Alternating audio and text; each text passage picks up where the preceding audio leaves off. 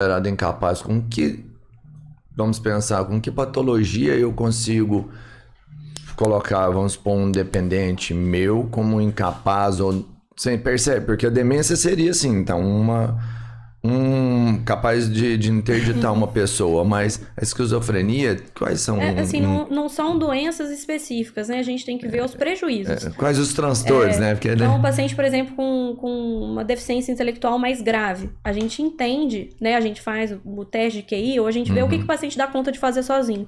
A gente entende que aquele indivíduo não consegue tomar decisões ali da esfera civil na vida dele. Ele não consegue abrir uma conta no banco, né, de administrar um dinheiro, de abrir um negócio, ele não consegue fazer esse tipo de atividade. Então, aí a gente coloca... Eu não gosto muito desse termo incapaz, assim, porque, sei lá, parece um julgamento meio pejorativo, mas vamos colocar esse indivíduo como incapaz de gerir ali, né, as atividades ali de uma vida de um adulto. Agora, na demência, o que é complicado? Porque quando a gente pega a deficiência intelectual, é um transtorno do neurodesenvolvimento. Desde a criança ali, desde pequenininho, a gente percebe que a criança tem dificuldades, parece que não raciocina, né? A criança não consegue aprender. Então, desde a infância, ela vai ter o diagnóstico de deficiência intelectual. Agora, da demência, a gente vamos pegar um neurocirurgião, criou todo mundo ali, a família toda depende do cara, e o cara envelhece, com 80 anos ele começa com uma demência de Alzheimer, ou uma demência, outro tipo de demência. Esse cara, ele fazia tudo na vida dele. Era um neurocirurgião. E ele passa a perder parte das funções cognitivas dele, começa a decidir mal, né, no sentido de coloca o óculos na geladeira, vai sair com o carro, se perde, e ele não consegue mais dar conta da própria vida. Então, é muito triste para a família ver essa pessoa perdendo. Só que a gente tem que avaliar quando que essa pessoa começa a se colocar em risco. Eu já tive pacientes que perderam boa parte do patrimônio porque o filho ficou naquela coisa, nossa, mas ele que construiu, né? Tipo, o dinheiro é dele. Só que, né, o pai pegava dinheiro, gastava na loteria, o pessoal se aproveitava, porque muitas vezes eles se perdiam no caminho de volta. Mas o dono da loteria não queria nem saber, né? Porque ele gastava ali muito dinheiro na loteria. Então, quando há uma desorganização do comportamento e você vê que o paciente não tem crítica, ele não sabe o que ele tá fazendo errado, né? Que aquelas decisões vão prejudicar. É o momento da gente, né, falar com a família.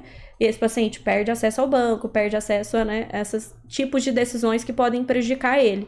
Mas é sempre uma coisa muito conversada, não é uma coisa numa única consulta. Sim. Eu, atualmente, eu não atendo mais idoso. Eu atendo só abaixo de 60 anos. Eu não atendo a parte de psicogeriatria.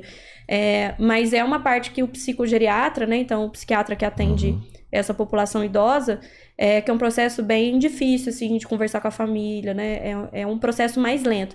A gente tem que fazer exame de imagem, ver se tem, né, causa orgânica, então, se tem um AVC prévio, ou se tem alteração realmente na imagem pra gente justificar. Não é um laudo de uma consulta, né? E geralmente é um laudo feito por uma subespecialidade da psiquiatria chamada psiquiatria forense, que é a interface da psiquiatria com o direito, com a questão judicial das coisas. Então, geralmente é feita uma perícia, né, uma perícia civil, onde o psiquiatra forense vai analisar todos os fatos, responder os quesitos da perícia, e ele que vai geralmente atestar, alegar a incapacidade. E é basicamente baseado nos fatores que a Ju falou. Quando a Ju falou de atividades, são o que a gente chama de AVDs e AIVDs. AVD significa atividade de vida diária, que é o básico do básico, é tomar um banho, escovar uns dentes, se alimentar, fazer coisas básicas da sua rotina sozinho. E as AIVDs são atividades instrumentais de vida diária, que aí são atividades um pouco mais complexas, que é, por exemplo, você sacar dinheiro, pagar uma conta, pegar uma condução, um ônibus, fazer uma ligação para pedir alguma coisa. Então, quando o indivíduo passa a ter prejuízos nesse tipo de atividade, a gente já pode começar a entender que ele pode, talvez, ser considerado incapaz.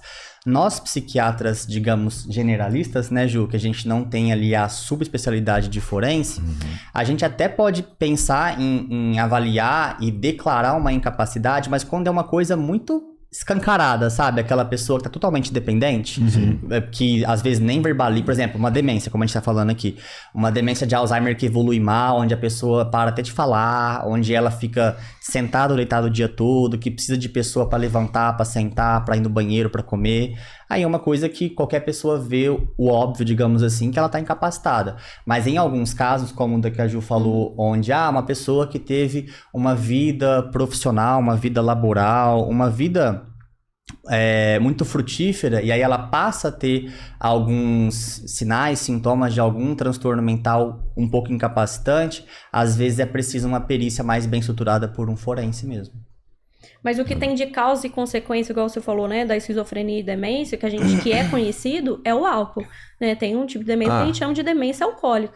E tem algumas alterações na ressonância magnética, né, no exame de imagem, que são específicos desse tipo de demência. Então, a gente vê isso muito na prática, principalmente quando a gente trabalha em enfermaria, né, desses pacientes que foram etilistas ali longo prazo, mas assim, a gente tá falando de 40 anos bebendo diariamente, né? Um corotinho. Um corotinho. Brincadeira, por exemplo. Sim, mas a gente vê mesmo um monte de gente, né, que é dependente, ele anda, virou até uma marca, o corotinho ali na mão do cara, né? Sim, aí essa pessoa, né, que bebe ali durante 40 anos, a gente vê que ele começa a desenvolver um quadro de demência, mas que é causado pela intoxicação do álcool frequente ali diariamente.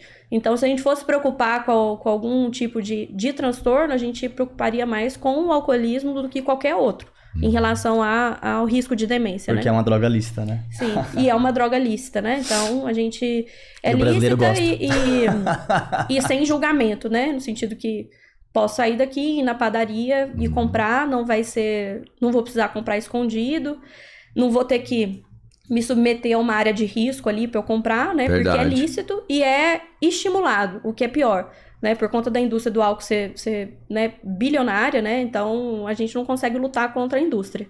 Então,